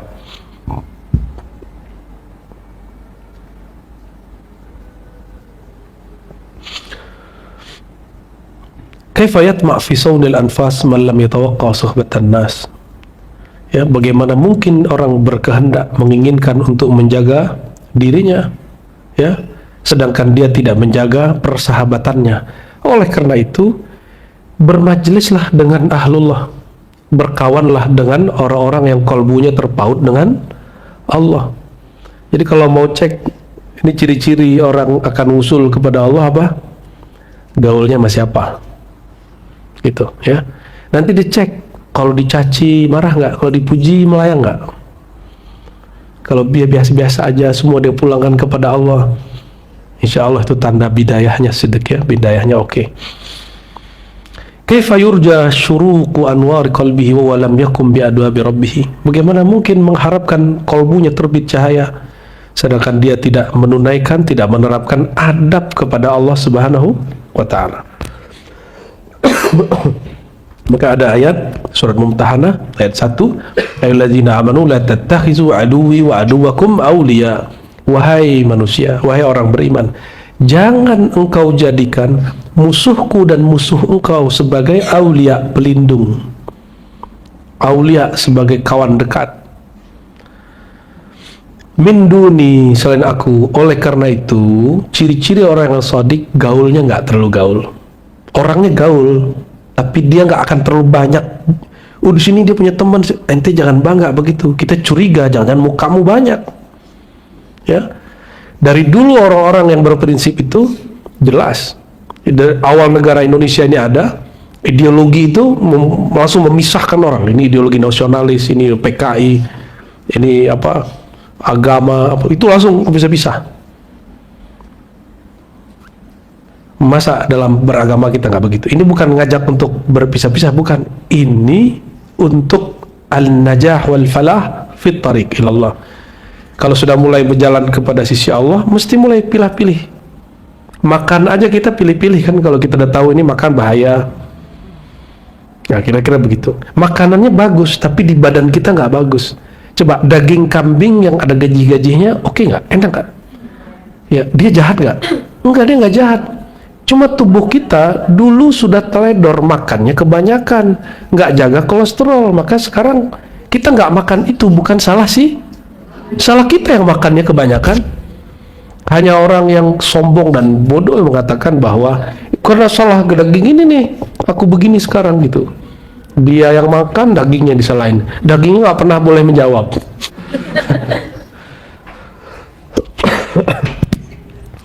Wala adu wa akbar mimman yasudduka bi suhbatihi anillah. Siapakah musuh Allah itu? Musuh Allah itu orang yang membuat engkau terhalang kepada Allah. Maka punya pasangan harus yang mendukung kita kepada Allah.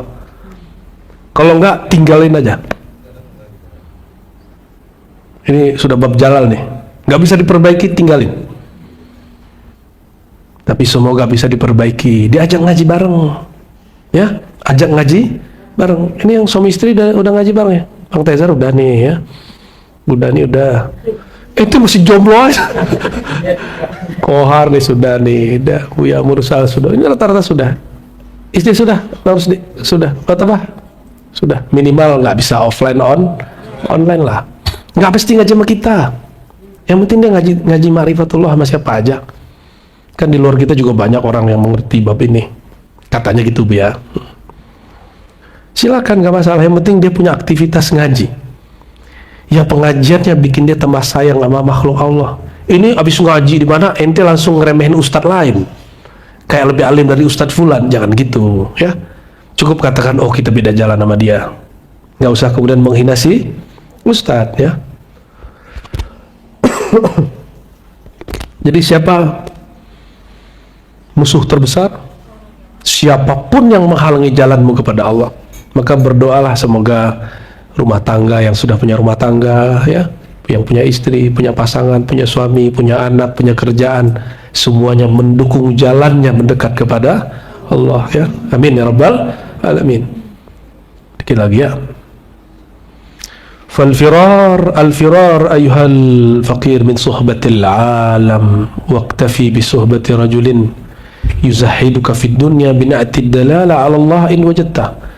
Cukuplah, ya, larilah. Al-firar, menjauhlah ya, daripada apa? Dari engkau bersahabat dengan alam. Cukuplah kamu punya satu teman, ya, tapi dia mengeluarkan cintamu kepada selain Allah walaupun orangnya cuma satu. Waj'al hawaka maqsuran ala hawa, jadikan hawamu dididik ikut kepada hawanya. Wafni fihi fana man istaulat alaihi mahabbah wa la yasuddanaka syaitan an awamirihi wa nawahi. Itu orang itu kita sebut mursyid, ya, guru, syekh. Jadi cukuplah punya guru satu daripada guru banyak tapi bikin ente teler, ya. Guru banyak malah kemudian jadi juri. Mending satu guru sampai. Satu guru, satu mursyid, satu torekot aja cukup. Tapi bisa bikin kita terdidik. Banyak belajar torekot, dalamnya intinya ternyata pengen jadi mursyid. Lama-lama jadi bul. Kullama tamassakta bi mahabbati, wahai fakir, setiap kali engkau berpegang teguh dengan cinta kepada orang yang mengeluarkan cinta dunia dari kalbumu, illa wasalta ila mahabbatin Nabi sallallahu alaihi wasallam, pasti kamu sampai kepada mahabbatun Nabi. Siapa orangnya kita sebut tadi apa? Syekh mursyid arif billah.